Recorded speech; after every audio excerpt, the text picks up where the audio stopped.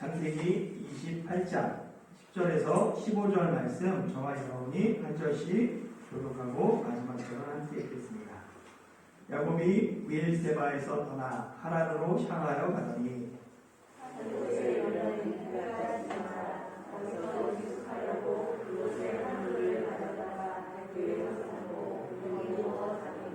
꿈에 본즉 사닥다리가 땅 위에 서 있는데 그 꼭대기가 하늘에 닿았고 또 본즉 하나님의 사자들이 그 위에서 오르락 내리락 하고 또 본즉 여호와께서 그 위에 서서 이르시되 나는 여호와니 너의 주 아브라함의 하나님이요 이스라엘의 하나님이라.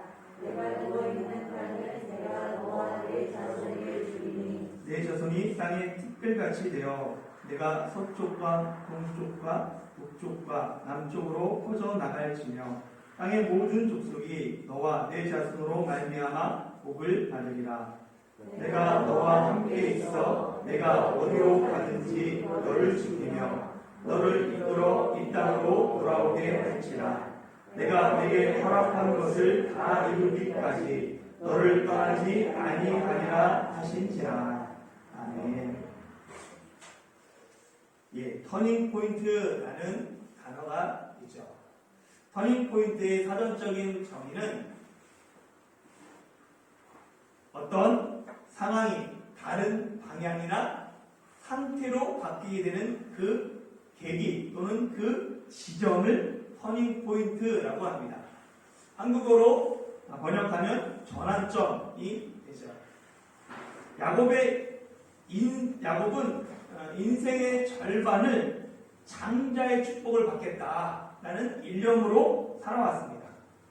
장자의 축복을 위해 야곱은 어머니 뱃속에서부터 에서와 싸웠죠. 야곱은 형보다 먼저 태어나기 위해 형의 발꿈치를 잡고 태어나기도 했습니다. 장성한 후에도 에서는 들사람이 되어 사냥하며 밖으로 돌아다녔지만 야곱은 조용히 집에서 노련한 사냥꾼이 사냥감을 기다리듯이 때를 기다렸어요. 그러다가 형이 사냥한 후 피곤하고 배가 고파 죽을 틈을 타서 팥죽 한 그릇을 형의 장자 명분을 샀습니다. 이후 야곱은 장자의 명분으로 만족하지 않고 형 에서로 분장하고는 눈이 어두운 아버지를 속여서 에서가 받아야 될 장자의 축복까지 받았습니다. 장자의 명분을 사고 장자의 축복을 받음으로 야곱은 평생의 수건을 이루었어요. 그러나 이런 야곱의 성공은 하나님이 원하셨던 모습은 아니죠. 하나님의 원하시는 성공은 자기 꿈을 이루기 위해 수단과 방법을 가리지 않는 성공이 아닙니다. 그리스도인의 성공의 기준은 세상과 달라야 해요. 세상의 성공은 내가 높아지는 것, 내가 유명해지는 것, 내가 행복해지는 것이지만 그리스도인의 성공은 하나님이 높아지고 하나님의 이름이 영광을 받는 것이어야 합니다. 그래서 그리스도인의 진정한 성공은 하나님이 인정하시는 삶인 거예요.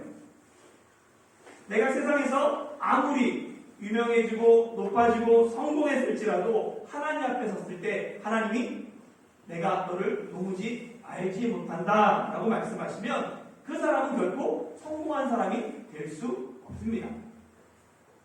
형의 약점을 이용하고 아버지를 속이고 하나님까지 거짓말로 이용한 그 야곱의 모습은 하나님이 기뻐하시는 모습이 아니죠. 도리어 하나님이 싫어하시고 하나님이 금하셨던 모습입니다. 그렇게 하나님은 사기꾼, 기질이 다분한 야곱을 이대로 사용하실 수 없었습니다. 야곱을 하나님은 훈련의 자리로 인도하십니다. 인생의 광야를 통하여 하나님은 야곱을 이스라엘의 조상이 되는 이스라엘로 훈련시키십니다.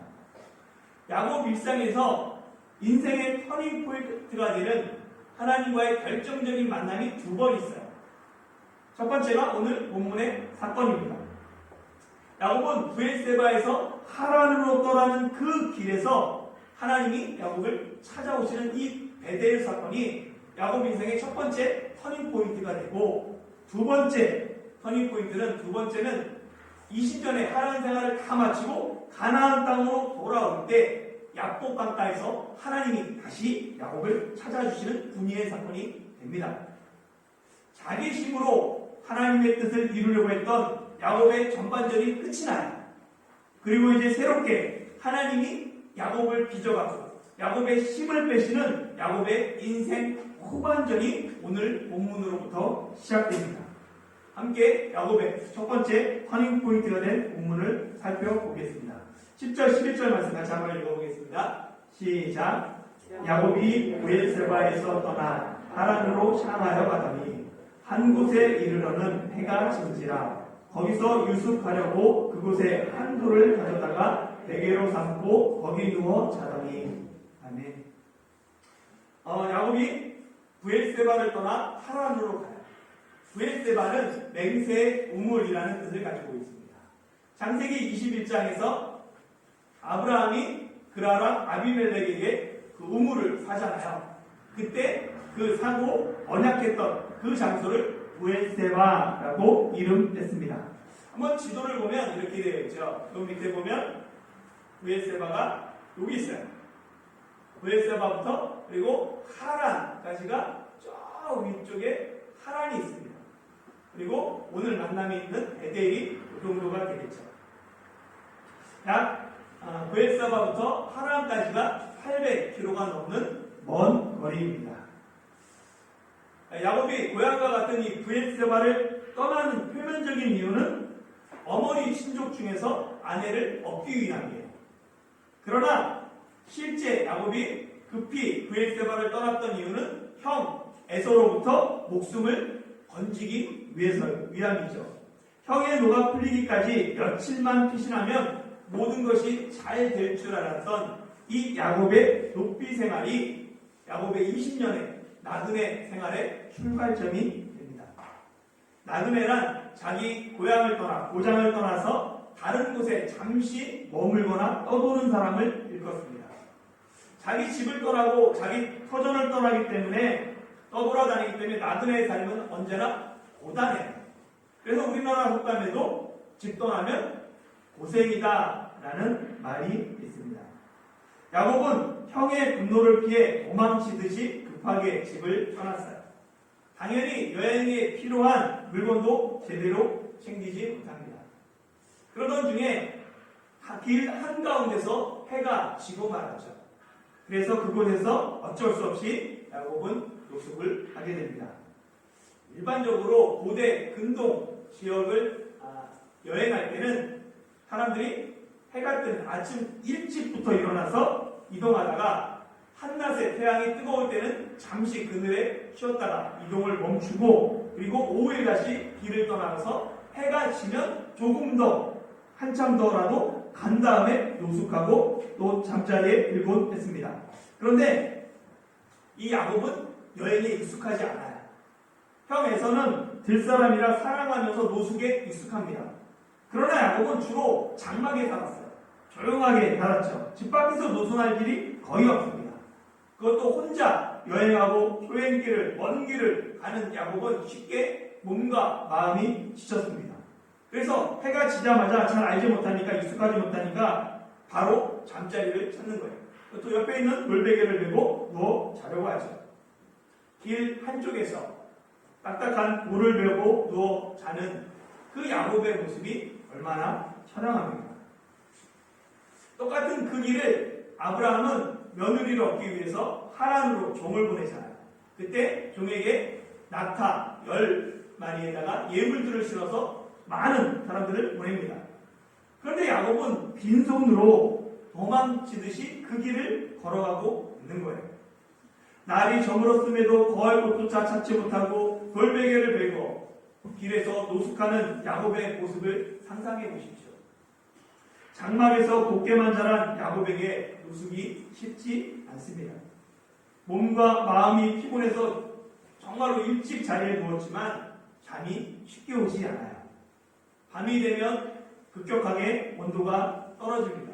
기온이 떨어지고 이름 모를 야생 동물의 움직임과 울부짖음에 깜짝깜짝 놀라 뒤척이며 일어나기를 반복합니다. 처음 만난 외삼촌은 어떤 분일까? 아니 내가 외삼촌의 집까지 제대로 찾아갈 수는 있을까? 그 먼 거리에 위협을 당하고 강도를 만나고 무엇 하나 정해진 것 없는 그 막막한 처지가 야곱의 모습이었습니다. 그런 야곱을 하나님이 찾아오세요. 12절, 13절 상반절 같이 한번 읽어볼까요? 시작.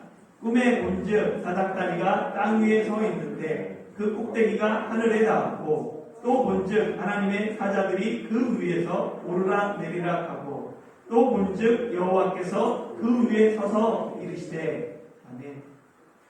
여러분은 언제 하나님을 만나셨습니까? 우리 중에는 교회 가운데 예배 드리면서 찬양하면서 기도 드리면서 하나님을 만난 사람도 있고 성경 말씀을 들으면서 그 성경 말씀을 읽으면서 누가 성경 말씀을 설교해 주면서 그것들을 통해서 살아계신 하나님을 경험한 사람도 있습니다. 그런데 예배 드릴 장소가 없어요. 기록된 하나님의 말씀이 없어요. 그때는 어떻게 하나님을 만날 수 있을까요? 그때는 하나님이 자신을 특별한 방법으로 계시해 주셨어요. 계시라는 건 펼쳐서 열어서 보여주다라는 뜻입니다. 하나님이 구원의 신비 아니면 거룩한 진리 하나님의 뜻과 계획을 특별하게 알려주신 그 행위를 계시라고 하고 계시를 일반 계시와 흔히 특별 계시로 나눕니다. 하나님의 특별 계시 중에 하나가 꿈인 거예요. 우리는 이미 창세기 20장에서 그라랑 아비멜렉에게 꿈으로 나타나셨던 하나님에 대해서 살펴봤어요. 이후로도 구약 성경에는 꿈으로 말씀하시는 하나님에 대한 이야기가 많이 기록되어 있습니다.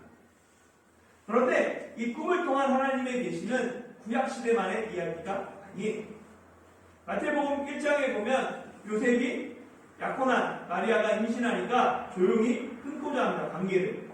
그때 요셉의 꿈에 주의 사자가 나타나서 그것은 성령으로 된 것이다 라고 말씀해 주시는 내용이 나옵니다. 그러니까 이 꿈은 신구약 시대를 불문했고 하나님의 특별 계시로 하나님의 뜻이 나타나고 했어요. 그러나 꿈에 대한 개신교의 전통 입장은 하나님의 특별 계시로서 꿈은 끝났다는 거예요. 그 역할을 다했다는 것입니다. 왜냐하면 하나님이 특별하게 계시했던 그 계시들을 바르게 보존하고 전하기 위해서 기록한 책이 성경이기 때문에 그래요. 그래서 성경은 하나님의 특별 계시를 기록한 책이고 성경은 66권으로 완성되었습니다. 성경의 완성과 함께 구원에 필요한 하나님의 모든 계시는 특별 계시는 끝이 나는 거예요. 그렇게 만약 어떤 사람이 자신이 꿈을 꿨는데 꿈속에서 주님이 나타나셔서 새로운 계시를 말씀하셨다라고 주장한다면 그 사람의 말에 귀를 기울여야 됩니까? 아니면 기울이지 말아야 합니다. 구원의 새로운 계시를 주장하는 사람이 있다면 그 사람이 누구든지 멀리 해야 합니다. 그들은 모두 거짓 복음을 전하는 사람들이에요. 구원에 필요한 모든 진리는 이미 성경과 함께 모두 계시되었고 모두 기록되어 있습니다. 2000년의 기독교 역사 속에 좋은 책들이 참 많아요.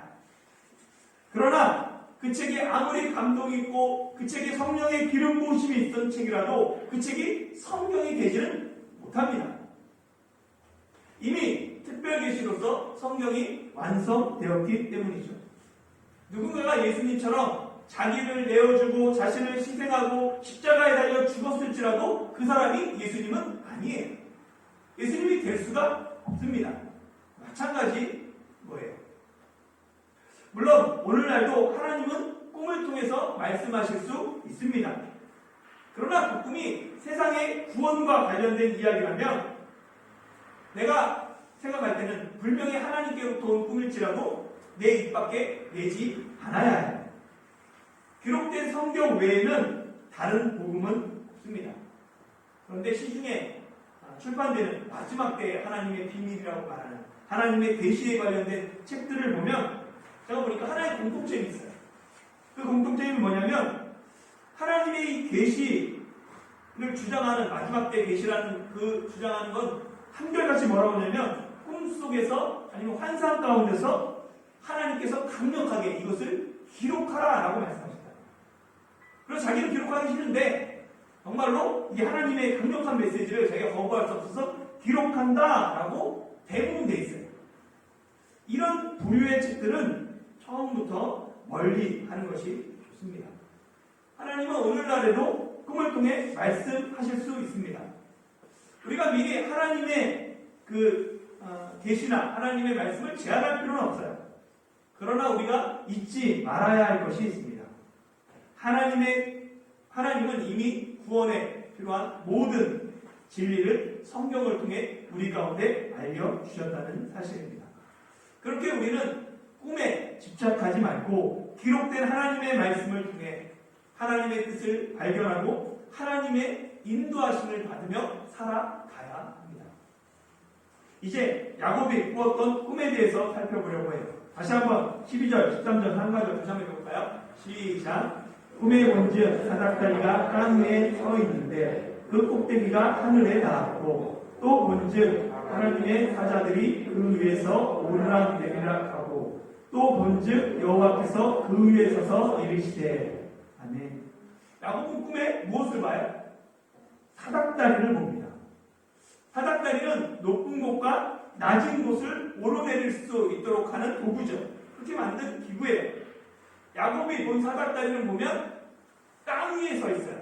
그리고 그 꼭대기가 하늘에 닿았습니다. 그러니까 야곱이 본 그 사다리는 낮은 땅과 높은 하늘을 연결하고 있는 사닥다리예요. 그리고 사닥다리에서 야곱은 또 무엇을 봅니까? 하나님의 사자들, 천사들이 오르락 내리락 하는 것을 봐요. 그리고 또 야곱이 본 것이 뭐냐면 그 사다리 위에 여호와께서 서 계신 것을 봅니다. 이 야곱이 본 이 사다리는 무엇을 뜻할까요? 사다리는 하늘의 하나님과 땅에 누워있는 야곱을 연결하는 다리, 가드 역할을 합니다.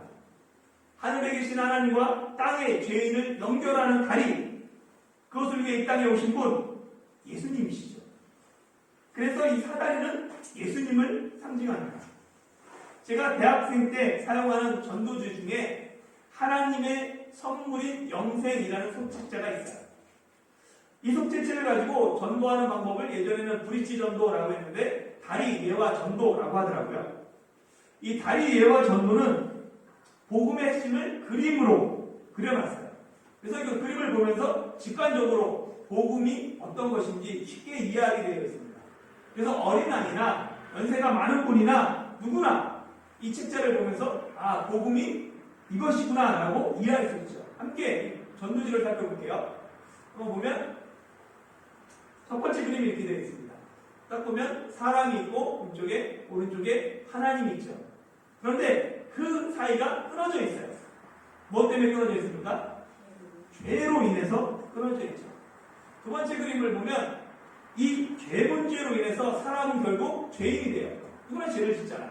그리고 심판을 당하고 사망에 이른다, 죽음을 이른다 라고 그림은 이야기하죠.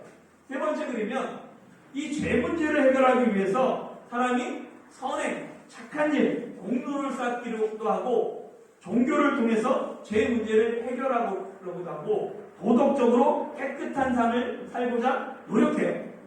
그러나 인간의 힘과 노력으로는 이 죄 문제를 해결하지 못하는 것을 보게 됩니다. 네 번째 그림을 보면 이 하나님께서는 이 문제를 해결하기 위해서 예수 그리스도를 세상에 보내주세요. 예수님은 십자가에서 죽으시고 나의 죄를 위해서 죽으시고 장사되시고 3일 만에 부활하셨죠. 예수님의 십자가가 죄인인 사람과 하나님을 연결하는 유일한 다리가 되십니다. 이게 누구라도 예수 그리스도에 대해서 듣고 믿으면 하나님께 나갈 수 있어요. 누구든지 예수님을 통해서 하나님께 나가면 하나님께서는 그 사람에게 영생을 주시고 심판받지 않고 사망에서 생명으로 옮기는 그런 놀라운 일들을 약속해 주셨습니다. 이제 마지막. 그러면 이제 당신은 선택해야 합니다. 홀로 죄의 짐을 지고 고통 가운데 살아가다가 심판당하고 멸망당할 것인가? 아니면 하나님의 용서와 평강과 영생을 누릴 것인가? 선택은 당신에게 달려 있습니다. 이것이 다리, 예와 전도죠. 여기에 나오는 예수 그리스도의 십자가, 이것이 바로 야곱의 꿈에 나타난 사닥 다리입니다. 다리, 예화에서 나오는 이 다리를 수직으로 세우면 뭐가 돼요? 사다리가 되는 거예요. 그래서 예수님은 나다나엘에게 이렇게 말씀하세요. 또 이르시되 진실로 진실로 너희에게 이르노니 하늘이 열리고 하나님의 사자들이 인자 위에 오르락 내리락 하는 것을 보리라 하시니라. 여기 인자가 누구를 말합니까? 예수님이에요. 예수님 위로 하나님의 사자들, 천사들이 오르락 내리락 하는 그 모습, 바로 야곱이 꿈에 나타난 사닥다리 위에 천사들이 오르락 내리락 하는 모습입니다. 오직 예수님이 인간과 하나님 사이에 유일한 중보가 되시며 다른 이로서는 구원을 받을 수 없다라는 것, 그것을 바로 야곱의 꿈에 나타난 사닥다리가 나타내 주는 거예요. 이것이 복음의 핵심이며 구원의 핵심입니다. 그래서 디모데전서 2장 5절에 보면 하나님은 한 분이시요 또 하나님과 사람 사이에 중보자도 한 분이시니 곧 사람이신 그리스도, 인자인 그리스도 예수라라고 얘기하죠. 요한복음 14장 6절에서는 예수께서 이르시되 내가 곧 길이요 진리요 생명이니 나로 말미암지 않고는 아버지께로 올 자가 없다라고 말씀하십니다. 성도 여러분, 야곱은 하나님의 뜻조차 자신의 힘으로 이루려고 했던 사람이에요. 인간의 공로와 행위로 구원받으려고 했던 대표적인 인물이 야곱입니다. 그러나 구원은 인간의 노력이나 자기 의로 되는 것이 아닙니다. 하나님께 가는 방법은 내 힘과 노력이 아닌 오직 믿음, 오직 은혜, 오직 예수 그리스도를 통해서만 가능합니다. 이 변함없는 진리를 미리 보여준 그 사건이 야곱이 꿈에 본 사닥다리입니다. 오직 예수님만이 진리이며 복음이라는 사실을 믿으시길 소망합니다. 하나님께서 사닥다리 위에 서서 야곱에게 하신 말씀이 13절 하반절부터 15절까지 다시 한번 읽어볼게요. 시작. 나는 여호와니 너의 조부 아브라함의 하나님이요 이삭의 하나님이라. 내가 누워있는 땅을 내가 너와 내 자손에게 주리니 내 자손이 땅에 티끌같이 되어 내가 서쪽과 동쪽과 북쪽과 남쪽으로 퍼져나갈지며 땅의 모든 족속이 너와 내 자손으로 말미암아 복을 받으리라. 내가 너와 함께 있어 내가 어디로 가든지 너를 지키며 너를 이끌어 이 땅으로 돌아오게 할지라. 내가 네게 허락한 것을 다 이루기까지 너를 떠나지 아니하리라 하신지라. 아멘. 하나님이 야곱과 맺으신 이 약속은 아브라함과 이삭과 맺으신 그 언약의 반복입니다. 하나님이 아브라함을 처음 부르실 때 자손과 그리고 땅과 모든 족속의 복을 약속하셨어요. 이삭이 흉년을 피해 그랄 땅으로 갔을 때도 하나님이 동일하게 말씀하십니다. 자손과 땅과 너를 통해 모든 족속이 복을 받을 것이다. 그리고 이 약속이 지금 다시 야곱에게 이어지고 있습니다. 하나님이 아브라함과 이삭과 야곱에게 맺은 이 동일한 하나님의 언약을 반드시 이루겠다라는 그 결심이 나는 여호와니라는 표현에 담겨있어요. 여호와라는 이름은 무슨 뜻을 갖고 있습니까? 거기에는 사람과 함께 언약을 맺으시고 그 언약을 반드시 지키는 신실한 하나님의 칭호가 여호와입니다. 엘로힘 전능한 하나님은 하나님이 큰 권능과 능력으로 이루신다는 뜻이라면 여호와 하나님은 그 큰 하나님이 나와 관계를 맺으시고 나와 언약을 맺으시고 그 언약을 신실하게 이루겠다 할 때 항상 여호와 로마서도 기록하고 있습니다. 하나님의 약속은 야곱에 이르러서 그리고 더욱더 구체화돼요. 처음 아브라함과 맺을 때는 자손과 땅과 그리고 모든 민족의 복을 말씀하시면서 너를 저주하는 자에게 저주하고 네가 복받게 너에게 복 주는 자에게 복을 주겠다라고 약속하셨어요. 그리고 후에 이삭에게 말씀하실 때는 하나님이 처음으로 내가 너와 함께 하겠다라고 약속해 주시죠. 그리고 이제 야곱에 이르러서는 내가 너와 함께 있겠다는 시작으로 내가 어디로 가든지 너를 지키며 너를 이끌어 돌아오게 할 것이다. 내가 너를 떠나지 아니하리라 라는 말씀이 추가됩니다. 야곱은 낯선 들판에서 차가운 밤이슬을 맞으며 딱딱한 돌을 베개 삼아 잠이 들었습니다. 정말 아무것도 의지할 것 없는 처량한 야곱이었죠. 그런데 그런 야곱을 하나님께서는 내가 너를 지켜주겠다. 내가 너를 인도하겠다. 내가 너를 떠나지 않겠다라고 약속하십니다.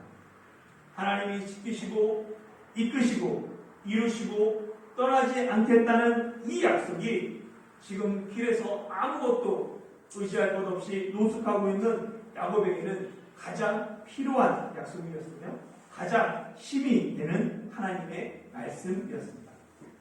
사랑하는 성도 여러분, 하나님은 야곱이 가장 지치고 힘들고 외로울 때 그를 외면하지 않으셨습니다. 하나님은 야곱에게 먼저 찾아오셔서 그를 위로하시고 용기를 주시고 다시 일어날 소망을 약속하셨습니다. 너와 함께 있어 너를 지키며 너를 인도하며 너를 떠나지 않겠다는 이 약속은 야곱에게만 주신 하나님의 약속이 아닙니다. 하나님은 요단강을 건너 새로운 땅을 정복해야 했던 막중한 사명을 짊어진 여호수아에게도 동일하게 말씀하십니다. 내 평생에 너를 능히 대적할 자가 없으리니 내가 모세와 함께 있었던 것 같이 너와 함께 있을 것입니다. 내가 너를 떠나지 아니하며 버리지 아니하리니. 다윗은 아들 솔로몬에게 성전 건축을 지시하면서 하나님이 너와 함께 계실 것을 이야기합니다. 또 그의 아들 솔로몬에게 이르되 너는 강하고 담대하게 이 일을 행하라. 두려워하지 말며 놀라지 말라. 내가 하나님의 성전 공사의 모든 일을 마치기까지 여호와 하나님 나의 하나님이 너와 함께 계시다. 내게서 떠나지 아니하시고 너를 버리지 아니하시리라. 오늘 예배를 시작할 때 읽었던 말씀들도 마찬가지죠. 예수님은 부하로 하늘로 올라가시기 전에 제자들에게도 약속하셨습니다. 내가 너희에게 분부한 모든 것을 가르쳐 지키게 하라. 볼지어다 내가 세상 끝날까지 너희와 항상 함께 있으리라 하십니다. 오늘날 예수 그리스도의 재림을 사모하는 모든 성도들에게도 하나님은 약속하십니다. 돈을 사랑하지 말고 있는 바를 족한 줄로 알라. 그가 친히 말씀하시기를 내가 결코 너희를 버리지 아니하고 너희를 떠나지 아니하리라 하셨느니라. 하나님이 함께 하시고 하나님이 나를 지키시고 나를 인도하시고 나를 떠나지 않겠다는 이 약속이 고난과 외로움 가운데 있는 모든 하나님의 자녀들에게 위로와 소망이 되시기를 예수님의 이름으로 축원합니다.